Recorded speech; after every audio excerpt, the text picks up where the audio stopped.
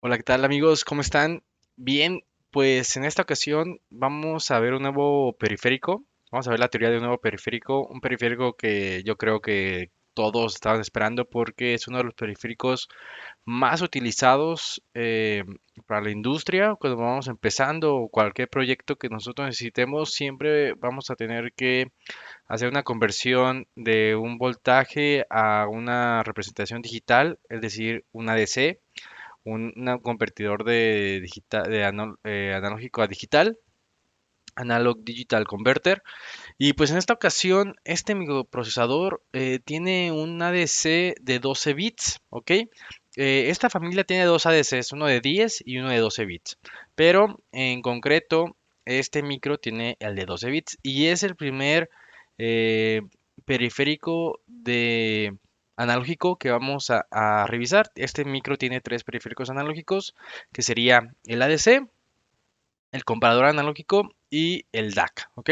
Entonces, vamos a empezar con el ADC porque el DAC ocupa una parte del ADC que sería la referencia de voltaje. Entonces, el ADC tiene esta parte como propia, por lo tanto, vamos a ocupar este referencia de voltaje para seguir con el DAC, pero pues bueno, siempre es bueno tener pues esta propiedad ya implementada para cualquier circuito que nosotros necesitemos, ¿de acuerdo? Entonces pues vamos a empezar con la introducción en este primer video y pues a lo mejor van a ser varios videos de introducción porque es un periférico un tanto grande en su explicación, pero pequeño en su implementación, ya que son solamente, bueno, son poquitos registros de implementación, dos de control global y uno de control por cada uno de sus canales. Y eso lo vamos a ver más adelante. ¿Ok? Muy bien. Entonces, el ADC12, que es el módulo que vamos a ver, es un módulo de alto rendimiento de 12 bits. Es un convertidor analógico a digital. Y pues este está implementado en estas familias. En este caso nosotros nos corresponde a la X16X, ¿ok? Entonces corresponde a esta familia, por lo tanto vamos a ver este tipo de ADC, ¿ok? Muy bien. En la introducción del ADC, en formas resumidas, pues significa que es un ADC de 12 bits y es de tipo SAR. Son conversiones sucesivas, ¿ok? Hay varios tipos de ADCs que existen en el mercado, Sigma Delta, SAR, Flash. Hay muchísimos tipos de ADC, todos dependen, ninguno es mejor que otro, todo depende de como siempre, todo depende del proyecto, de lo que se necesite. En este caso, este tipo de ADC de tipo SAR lo que nos permite es hacer una conversión más rápida con una resolución pues considerable. Entonces es como el intermedio, ¿no? Digamos una DC Flash es de muy poca resolución, pero es mucho, muy rápido. Y una DC Sigma Delta es lento, pero de una resolución bárbara, ¿no? Hasta 24 bits puede ser. Entonces el SAR es como un intermedio entre lo mínimo a lo máximo. Existen muchísimas más, digamos, configuraciones de ADCs, pero la que vamos a ver ahorita sería el azar, que es el que tiene este sistema. ¿Qué contiene? ¿Qué implementa? Pues obviamente el core, el que va a hacer la conversión, la traducción del voltaje analógico al voltaje digital, el- un, este, un, un circuito de selección de muestras. Esto vamos a ver que las muestras solamente tienen un circuito de ADC, pero podemos nosotros muestrear o convertir varios canales, es decir, tiene la posibilidad de que con un solo core de ADC podamos nosotros convertir varios canales y eso se maneja por el selector de muestras o el control del selector de muestras. Tiene un generador de voltaje de referencia. Nosotros podemos alimentar el ADC con el voltaje de alimentación directamente o podemos nosotros generar un voltaje interno de 1.5 volts o de 2.5 volts, lo vamos a ver más adelante. Y nosotros tenemos un buffer de hasta 16 conversiones. Significa que nosotros, gracias al selector de muestras, nosotros podemos convertir con un solo core de ADC hasta 16 muestras, 16 diferentes canales. Se puede repetir o pueden ser diferentes, eso lo vamos a ver en un momento, pero podemos convertir hasta 16 muestras, ¿ok? 16, sí, 16 canales, por así decirlo, si son cada uno de esos diferentes, y nos permite guardarlos en una localidad diferente, siempre. Muy bien. Dice que el buffer de conversión y control permite hasta 16 muestras independientes, que es lo que acabo de comentar, y se convierten y guardan sin ninguna intervención del CPU. Es decir, el CPU no tiene que leer la muestra y después de guardarla, simplemente se guarda, se convierte, se guarda, y una vez que ya estén convertidas las 16 muestras o las muestras que nosotros necesitemos, las procesamos y hacemos lo que nosotros necesitemos. Pero en un principio el CPU no tiene nada que ver. Nosotros simplemente decimos empieza a convertir y en el momento que termina de convertir, guarda la conversión en una localidad, en un buffer que ya está destinado a eso. Muy bien, entonces, ¿qué incluye? ¿Qué características incluye? Tenemos una muestra, un muestreo de hasta 200 kilo muestras por segundo, o sea, 200.000 muestras por segundo. Digo, es una conversión máxima. Es muy difícil llegar a este tipo de conversiones, ya sea por el tipo de procesamiento que necesitamos para cada una de las muestras. Es decir, entre muestras vamos a procesar la muestra, ¿no? No es como directamente que llegue la muestra y ya. Es decir, si nosotros hacemos, no sé, solamente logueamos las muestras, pues sí lo podemos hacer hasta 200 muestras por segundo, pero por lo regular se hace un procesamiento intermedio para nosotros guardar en última instancia pues cada muestra. Por lo tanto, esta conversión máxima es muy difícil de llegar en muchas ocasiones. Tiene un convertidor monotónico, es decir, siempre incremental, sin ninguna pérdida de códigos. Esto lo toman como referencia porque los ADCs por lo regular tienen un más menos medio bit de resolución. Mm, Esto es porque, pues, por la velocidad de muestras, el último bit de menor peso, por lo regular siempre tiende a tener un pequeño error en la conversión. Aquí dice, pues, que este ADC no tiene ese problema. Pero bueno, pues vamos a ver si es cierto. Tiene un canal de muestra y sampleo, perdón, de retención y sampleo.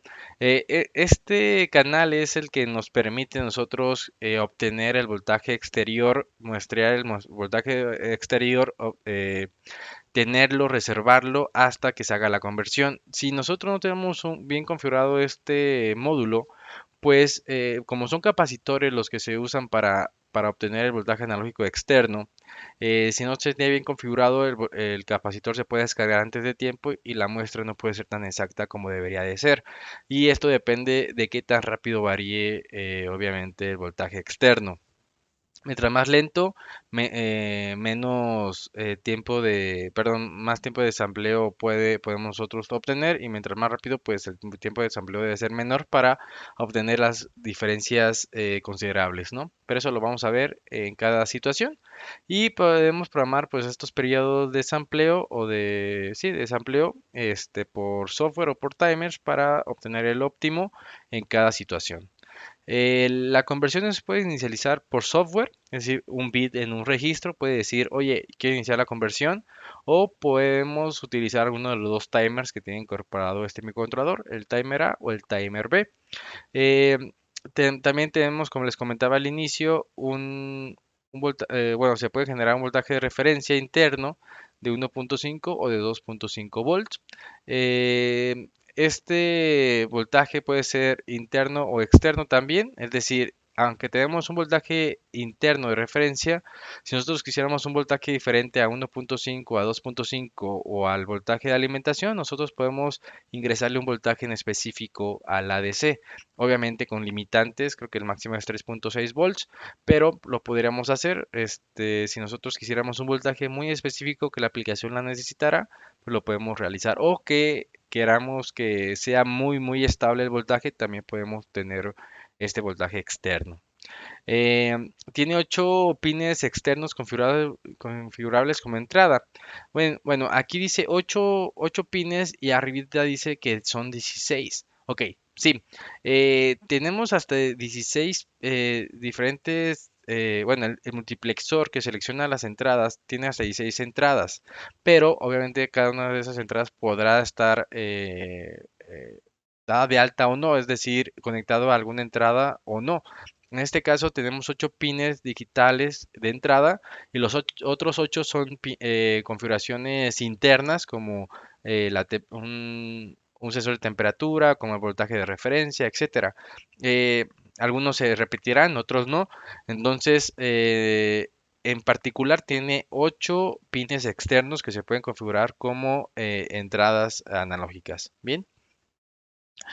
Tiene canales internos de temperatura, el voltaje de alimentación y las voltajes de referencias externos. También lo podemos estar midiendo por si en dado caso nosotros lo necesitemos. ¿Ok? Em, Aquí dice que cada canal tiene sus referencias independientes, tanto el positivo como el negativo. Esto es interesante, esto le da un poco de flexibilidad al ADC. Muchas veces, como es solamente un core, recordemos solamente es un core, y este core va a estar multiplexado por varias entradas, pues la configuración se hace un poco difícil, por así decirlo. ¿A qué me refiero con esto? O sea, no es tan flexible como decir, ok, yo quiero que para el canal uno y el canal 5 se triggeree por medio del timer A y el canal 8 por el timer B y el canal, no sé, el restantes por software. Pues no, como es solamente un core, las conversiones se van a triggerar por el mismo fuente, pero en este caso nos da la posibilidad de que cada, digamos, canal, cada muestra que vaya a tomar el ADC, nosotros podamos elegir la referencia de voltajes para la conversión, tanto la positiva como la negativa, ya que es un tanto rígido la configuración, pues esto nos permite hacerlo un poquito flexible al final de cuentas, ¿no? Se puede seleccionar diferentes fuentes de reloj para la conversión. Más adelantándoles, este periférico ADC tiene su propio reloj interno. Entonces, podemos utilizar el propio reloj interno, pero en dado caso que no querramos eso, podemos utilizar un reloj externo o un interno, pero diferente en el sistema, como el SMSLK y pues está regido a unas ciertas frecuencias. Entonces, como está regido a unas ciertas frecuencias, tenemos un divisor de reloj también para poder alinearnos a la frecuencia indicada o a la esperada por el ADC si usamos un reloj diferente al interno del periférico. Tiene diferentes tipos de conversiones. Tiene la conversión de un solo canal, de un canal en modo repetitivo, una secuencia de canales, hasta 16 canales, les comento, y una secuencia de diferentes canales, o es decir, hasta 16 canales se pueden configurar y se pueden repetir esos 16 canales siempre. Entonces, estos son los cuatro modos de operación del ADC. Bien, el ADC Core y el voltaje de referencia se pueden alimentar de forma separada, se pueden encender, digamos, de forma separada. Tiene 2 bits de prendido, uno para el core, el que hace la conversión, y otro el que nos da el voltaje de referencia. ¿Por qué es esto? Pues porque a veces nosotros podemos prender el voltaje de referencia si usamos el DAC, un ejemplo, pero no necesariamente tenemos que prender el ADC porque no lo estamos utilizando, o viceversa. Tenemos que prender el ADC, pero no ocupamos el voltaje de referencia porque el ADC se va a alimentar por un voltaje externo o por el voltaje de alimentación. Un ejemplo. ¿Ok? Tiene diferentes vectores de interrupción, tiene hasta 18 fuentes de interrupción, que serían los 16 canales que puede configurarse. Y aparte tiene la interrupción de sobreflujo, de conversión y el sobreflujo del sampleo. ¿De acuerdo? Y pues obviamente estos 16 canales diferentes pues se pueden guardar en registros diferentes, es decir, independientemente tenemos 16 registros para guardar cada uno de los canales a como esté configurado. Y bueno, hasta aquí dejamos este video. En el siguiente video vamos a ver un poquito de su diagrama de bloques y vamos a darnos cuenta un poco más de cómo es que está utilizándose. ¿De acuerdo? Muchas gracias y hasta luego.